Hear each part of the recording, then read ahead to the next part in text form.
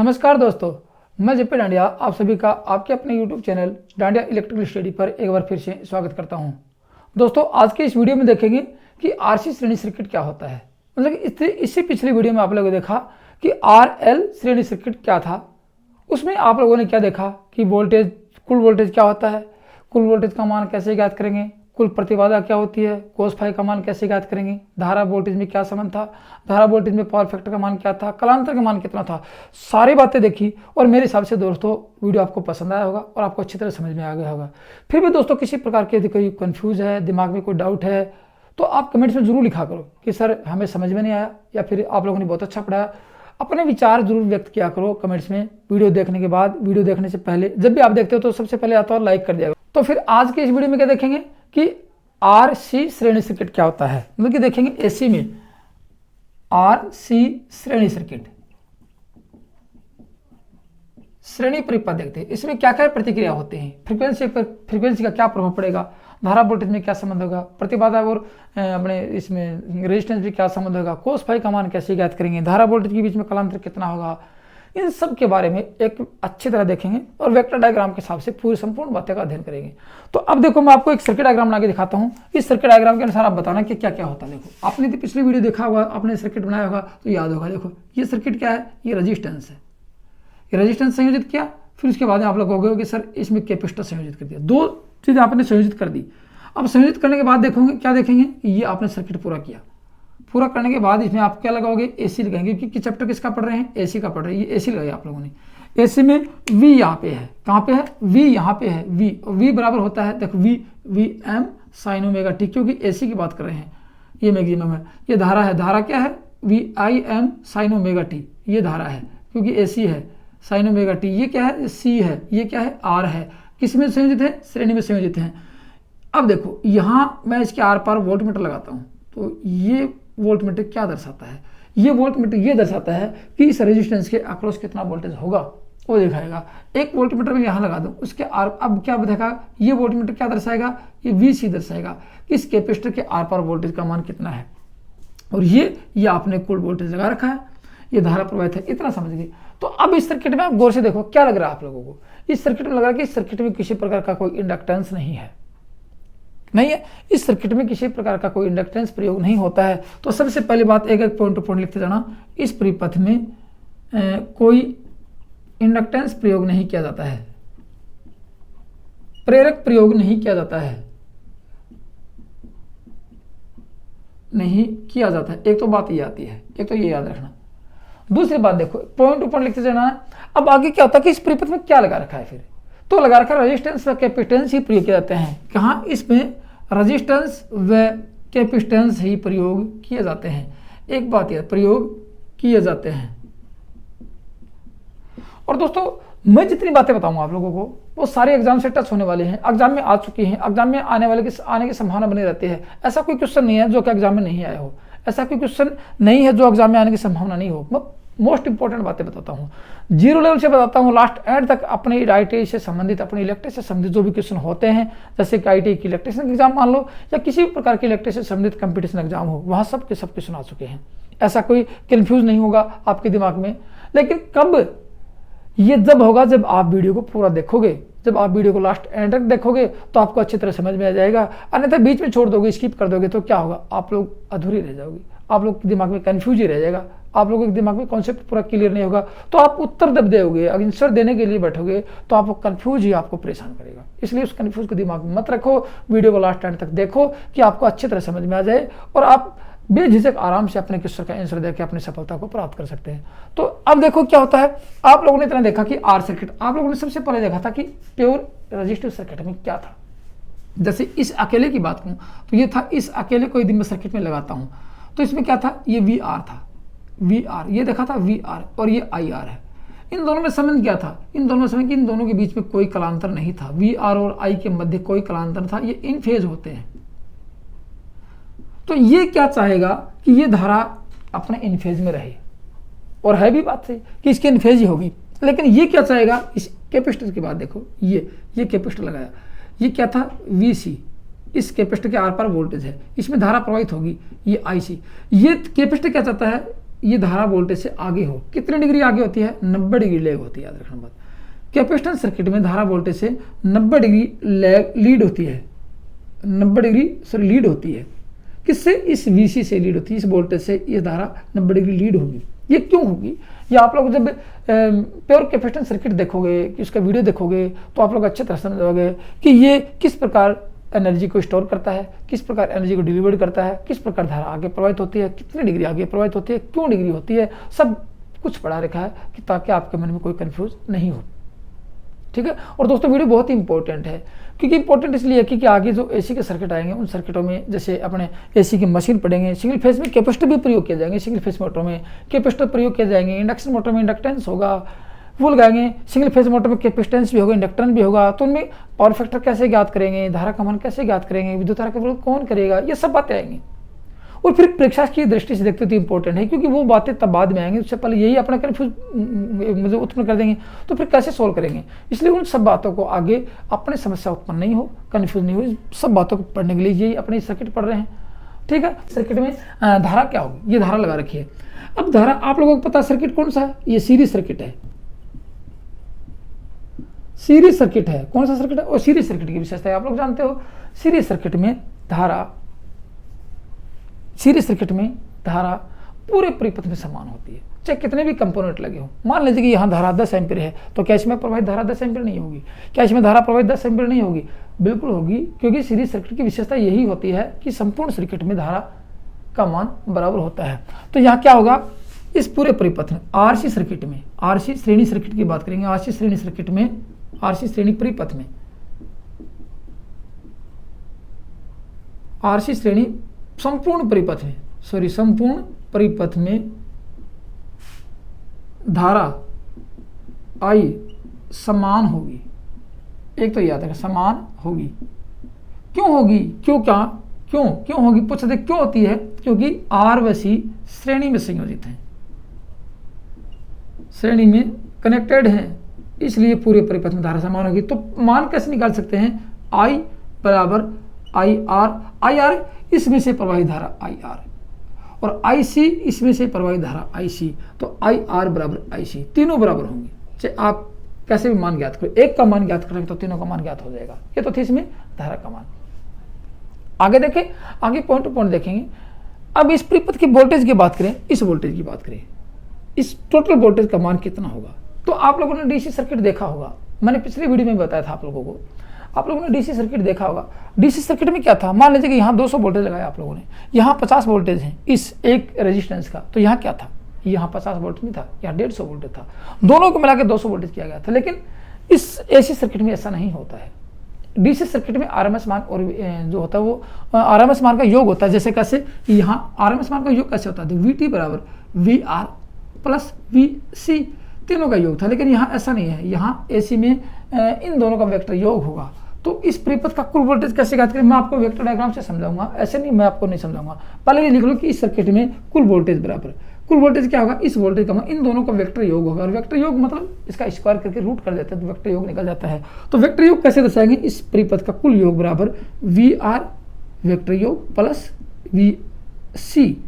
VC का मतलब इस कैपेसिटर के आर पर जो वोल्टेज, ये आता है कभी कभार परीक्षा में कि RC सर्किट का कुल वोल्टेज का मान कैसे ज्ञात करेंगे। ये होता है VT बराबर VR प्लस VC और इनका वेक्टर योग होता है। वेक्टर योग होगा कैसे, उसकी बात देखते हैं। देखो वेक्टर योग से आप क्या समझते हो, क्या इसका मान कैसे निकालेंगे। देखो वेक्टर योग मतलब ये होता है, जैसे ये देखोगे आप लोग, ये मैं आपको ग्राफ समझा के दिखाता हूँ इस सर्किट में क्या होगा। ग्राफ के अनुसार देखो क्या होगा। ये आपका साइन ओमेगा टी है। मैं फिर भी आपको एक एक पॉइंट टू पॉइंट बता रहा हूँ, आप लोग समझने की कोशिश करो और वीडियो को लास्ट एंड तक देखो, फिर आपको समझ में आ जाएगा। धारा का मान कैसे ज्ञात करेंगे, ये साइन ओमेगा टी, ये कोस ओमेगा टी, ये साइन ओमेगा टी और ये कोस ओमेगा टी, ये कोस ओमेगा टी। ये प्लस में था, ये माइनस में है, ये प्लस में है, ये माइनस में। अब इसका ग्राफ खींचेंगे, देखो ठीक है। अब ग्राफ खींचोगे, आप लोगों को पता है साइन ओमेगा टी ये VR है, ये VR है, और ये भी आप लोगों को पता होगा VR से VR, जैसे ये इसमें धारा इन फेज चलती है। धारा ये मैं यहाँ क्यों लगा रहा हूँ, धारा यहाँ भी लगा सकता हूँ क्योंकि धारा का मैग्नीट्यूड वोल्टेज से कम होता है, इसलिए धारा का मैग्नीट्यूड कम है। ये मैग्नीट्यूड दिखा रहा है कि यहाँ से इतना हो गया, ये वोल्टेज का मैग्नीट्यूड है, ये धारा का मैग्नीट्यूड है, ये I है। और I इस परिपथ में क्या है, I बराबर IR बराबर IC तीनों धाराएं बराबर हैं, तो यहाँ इस सी की धारा रहेगी और इसकी भी रहेगी। लेकिन अब आप देखोगे कि VC, ये देखो VC, ये VC की बात करें, VC कहाँ होता है, आप लोगों को पता है कि इस परिपथ में धारा वोल्टेज से 90 डिग्री लीड होती है, किसमें, इस अकेले में। लेकिन रेजिस्टेंस चाहता कि इन फेज हो, तो ये भी कह सकते हैं कि धारा वोल्टेज से 90 डिग्री लीड है, तो वोल्टेज धारा से 90 डिग्री लैग भी तो बता सकते हैं। लैग दोनों की बात है कि इस सर्किट में क्या होगा, इस अकेले सर्किट में धारा वोल्टेज से 90 डिग्री लीड होगी या फिर वोल्टेज 90 डिग्री से लैग होगा। और लीड और लैग कब होता है, मैंने आपको बताया जब इस प्रकार के सर्किट बनाते हैं, तो मैंने आपको बताया था क्या कि जो राशि एंटी क्लॉकवाइज चलेगी वो लीड होगी और जो राशि क्लॉकवाइज चलेगी वो लैग होगी। चाहे आप क्लॉकवाइज इधर चलवा दो वो लैग ही बन जाएगी, जो राशि लैग चलेगी क्लॉकवाइज ऐसे चलेगी। अब आप लोग चाहे इसका सर्किट इधर बना दो, चाहे इधर बना दो, एंटी क्लॉकवाइज घुमाना है।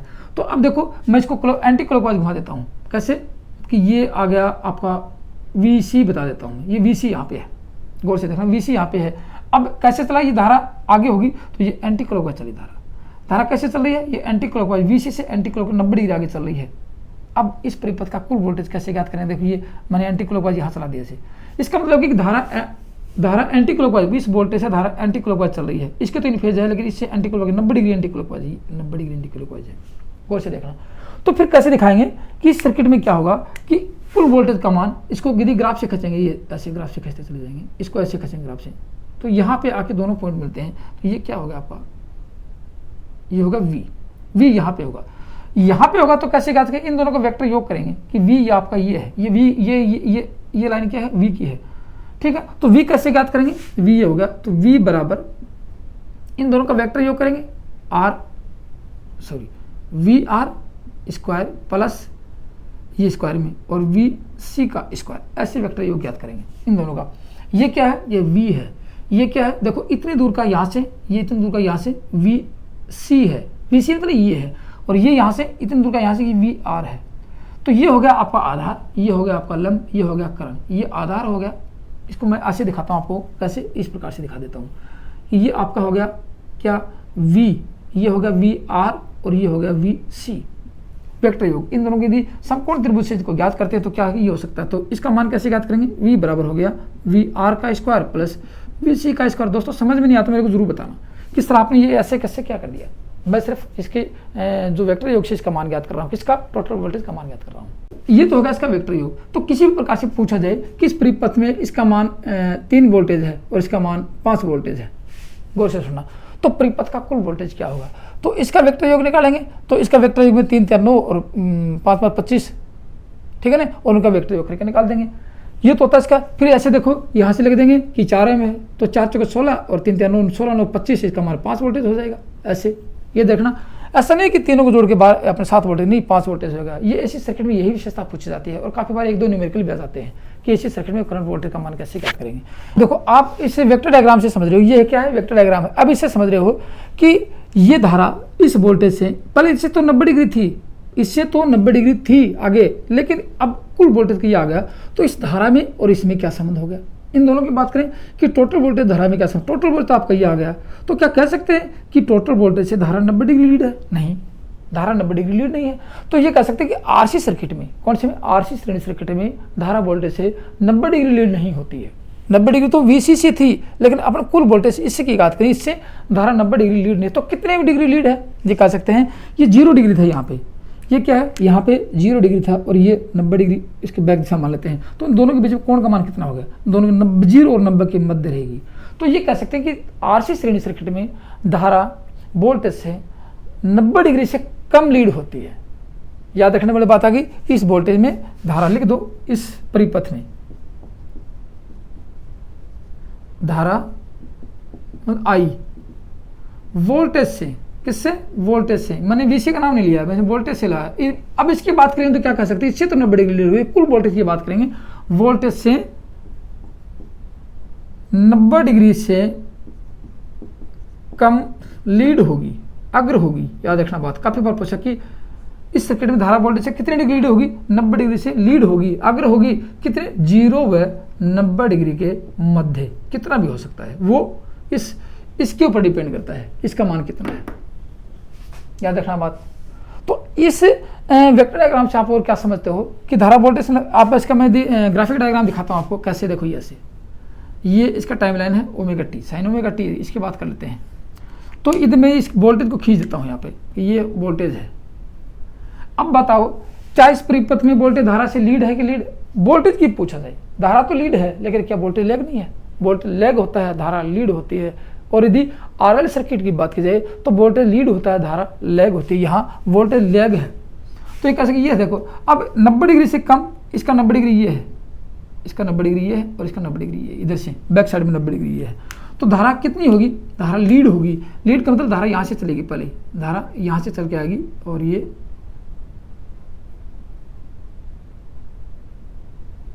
ये 90 डिग्री लीड होगी, ऐसे ऐसे होगी 90 डिग्री। ये यदि यहाँ से ये धारा यहाँ जाती है तो कह सकते थे कि ये 90 डिग्री लीड होगी, तो कम होगी। ये आई और ये वोल्टेज, ये दोनों 90 डिग्री से कम लीड होगी। ठीक है, अब उसके बाद और यदि आगे बातें करें इस वेक्टर डायग्राम से क्या समझते हो? ये आपका समकोण त्रिभुज हो गया। समकोण त्रिभुज में क्या होता है? ये आपका कर्ण है, ये आपका लंब है, ये आपका आधार है। क्या है? ये आपका कर्ण है, समकोण त्रिभुज कर्ण तो है, ये आपका लंब है और ये आपका आधार है। यदि आप त्रिकोणमिति पढ़ी होगी, आप समकोण त्रिभुज में त्रिकोणमिति पढ़ी होगी, साइन कोस टेन पढ़े हुए, तो आपको एक चीज बताता हूँ आपको कि आप लोगों ने देखा था एल लाल बटे कक्का, ये आप इस वेक्टर डायग्राम को समझोगे तो ये था आपका, इसके बदले क्या था? साइन। ये क्या है? कोस। और ये क्या है? टेन। ये इधर नीचे करेंगे तो कोसेक सेक और ये कोसाइन, ये उल्टा हो जाएगा, तो ये कोट हो जाएगा। लेकिन आपको ये देखा है, तो अब इसे पूछा जाए कि इस परिपथ में कोस फाई का मान कितना होगा? पावर फैक्टर की बात की जाए, इस पावर फैक्टर का मान कैसे ज्ञात करेंगे? तो कोस फाई का मतलब क्या है कि कोस बराबर आधार बटे कर्ण है, तो कोस फाई का मान कैसे ज्ञात करेंगे? कोस फाई बराबर आधार बटे कर्ण। गौर से सुनना मेरी बात, आधार बटे कर्ण। आधार बटे कर्ण में क्या था? आधार क्या है? We are. आधार क्या है? वी आर है।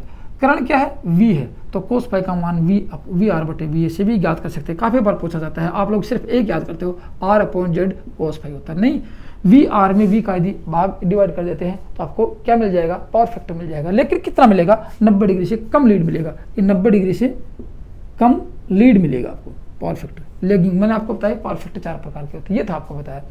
तो ये पावर फैक्टर का मान ज्ञात कर लिया आप लोगों ने। अब कुल वोल्टेज का मान ज्ञात कर लिया, तो क्या बच गया? कुल प्रतिबाधा बच गई।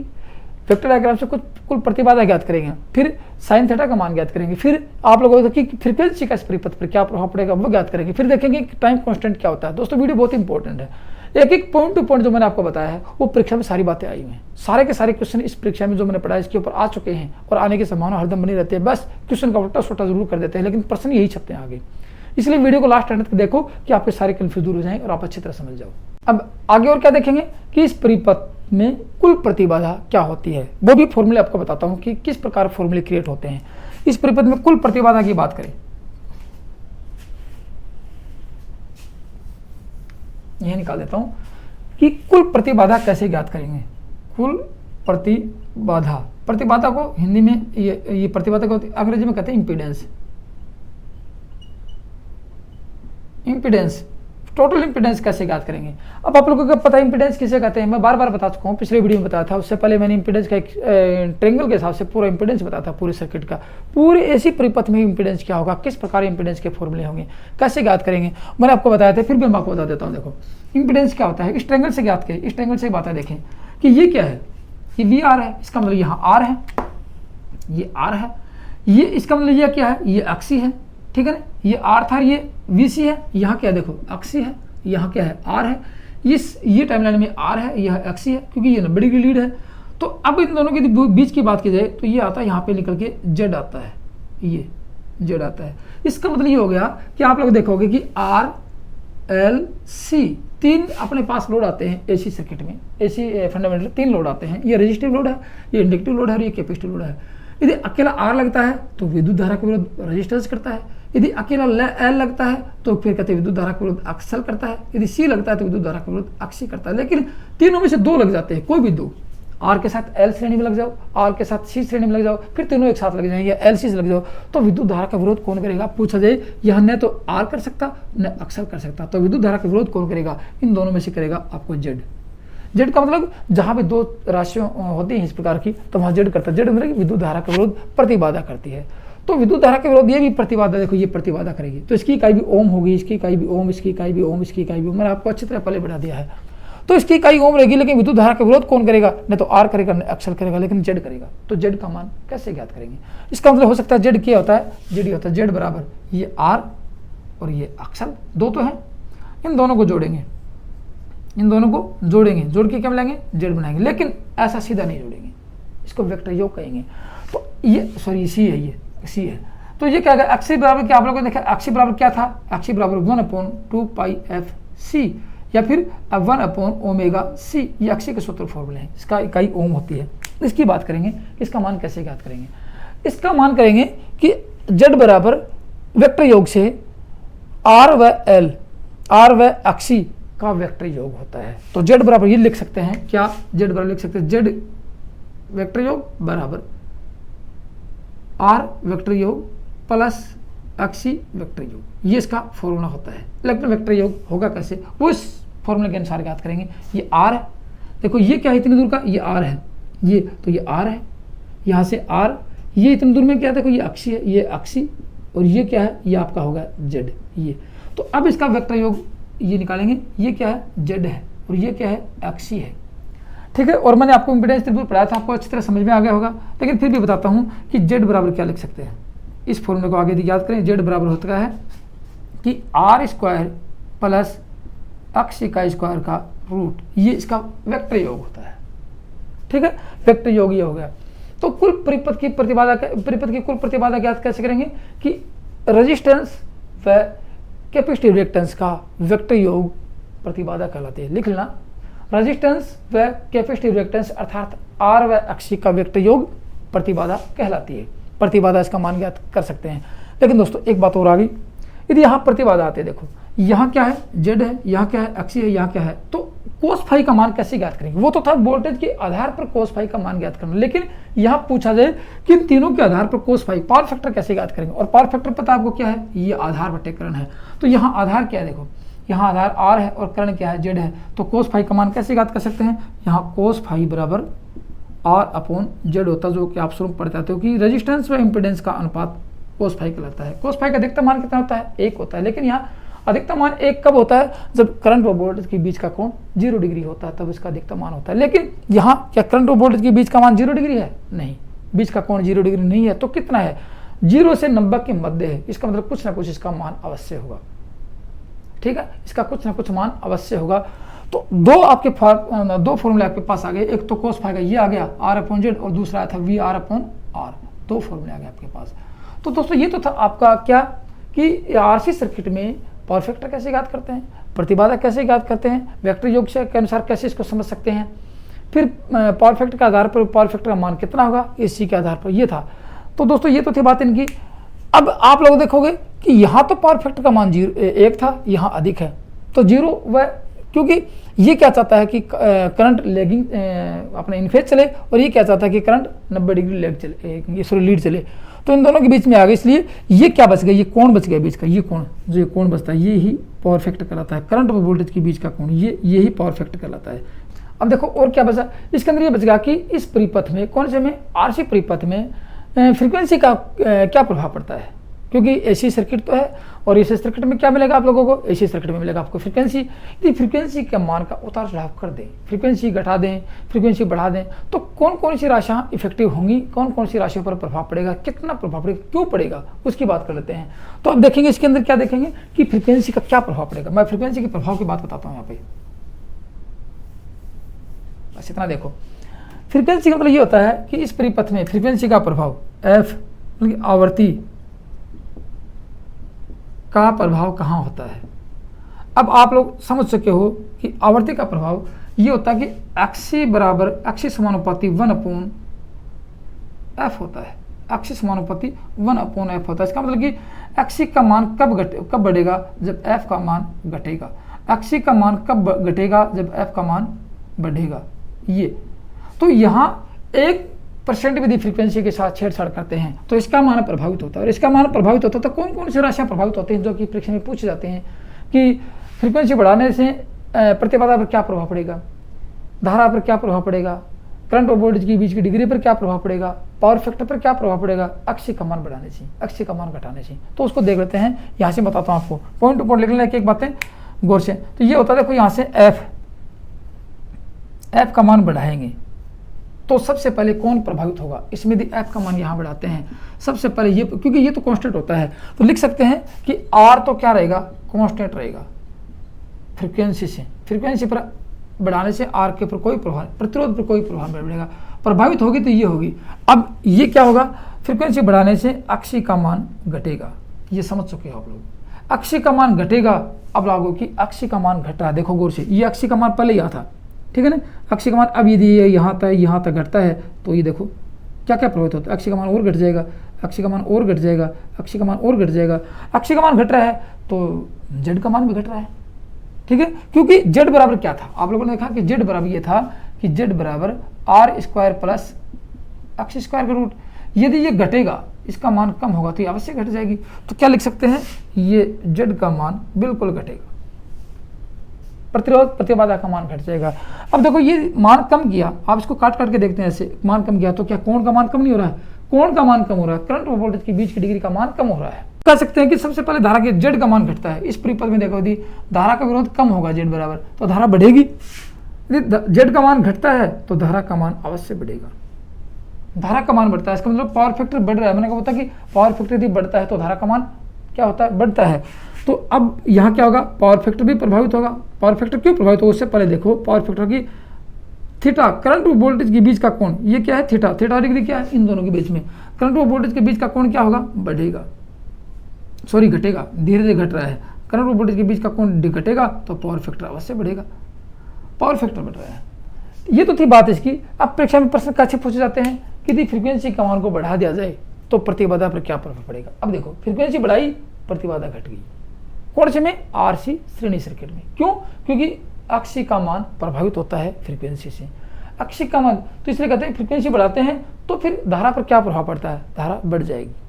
फ्रीक्वेंसी बढ़ाते हैं तो फिर उन करंट और वोल्टेज के बीच के कोण पर क्या प्रभाव पड़ेगा, घट जाएगा और पावर फैक्टर बढ़ जाएगा। 0.1 से ऐसे बढ़ना ही कि 0.8 से 0.9 चला जाएगा, नहीं, पावर फैक्टर घटा बोलते हैं उसको। 0.8 की ये हो जाएगा कि 0.6 चला जाएगा, 5 चला जाएगा, 4 चला जाएगा, वो बढ़ जाएगा यहाँ पे। तो अब उसके यदि वो आप विपरीत दिशा में देखें कि फ्रीक्वेंसी का मान घटा देते हैं तो क्या होगा, अक्षय का मान बढ़ जाएगा, जेड का मान बढ़ जाएगा, धारा का मान घट जाएगा, और करंट और वोल्टेज के बीच का कोण बढ़ जाएगा और पावर फैक्टर घट जाएगा। ये होता है यहाँ पे कब, फ्रीक्वेंसी के मान को जब घटाया जाता है। तो दोस्तों ये तो थी बात इनकी किसकी, कि इस पूरे परिपथ में किन किन राशियों में कितना संबंध होता है। आप लोग अच्छी तरह समझ सके हो। दोस्तों वीडियो पसंद आ रहा तो लाइक कर देना और अपने दोस्तों में शेयर जरूर कर देना। जो दोस्त पहली बार वीडियो को देख रहे हैं वो इसी प्रकार नियमित पैटर्न के आधार पर इलेक्ट्रिशियन थ्योरी का संपूर्ण सिलेबस का अध्ययन करने के लिए डांडिया इलेक्ट्रिक स्टडी चैनल को सब्सक्राइब जरूर कर लें। चलो एक बात और बच गई, क्या इनमें धारा कैसे ज्ञात करेंगे, इस परिपथ में धारा का मान कैसे ज्ञात करेंगे, आई का मान कैसे ज्ञात करेंगे। देखो आई बराबर होता है V/R, यहाँ आर तो नहीं है लेकिन जेड है तो लिख सकते हैं आई बराबर V/Z होता है। एक तो ये आती है धारा का मान ज्ञात किया, फिर कहते हैं अक्षी का मान कैसे ज्ञात करेंगे। अक्षी बराबर होता है 1/2πfc, फिर अक्षी बराबर ये भी हो सकता है 1/ωc, जो मैं आपको पहले बता चुका हूँ यहाँ पे, ये भी हो सकता है। अब अक्षय समानुपाती आपको बता दिया, उसके बाद देखो जेड का मान आपको मैंने बता दिया, जेड का मान कैसे ज्ञात करेंगे, टोटल वोल्टेज का मान कैसे ज्ञात करेंगे। फिर कोस फाई की बात करते हैं, कोस फाई का मान आपको बता दिया, दो प्रकार से ज्ञात करेंगे, एक तो ये कोस फाई एक ये है, ये बता दिया, तो बचा कुछ नहीं है इस परिपथ में, कुछ नहीं बचा। एक चीज बची है, इस परिपथ का पावर फैक्टर क्या होगा, वो निकाल तो लिया, लेकिन लैगिंग होगा कि लीडिंग होगा, कभी भी लैगिंग नहीं होगा, कभी भी यूनिटी नहीं होगा, क्या होगा, कभी हमेशा लीडिंग ही रहेगा।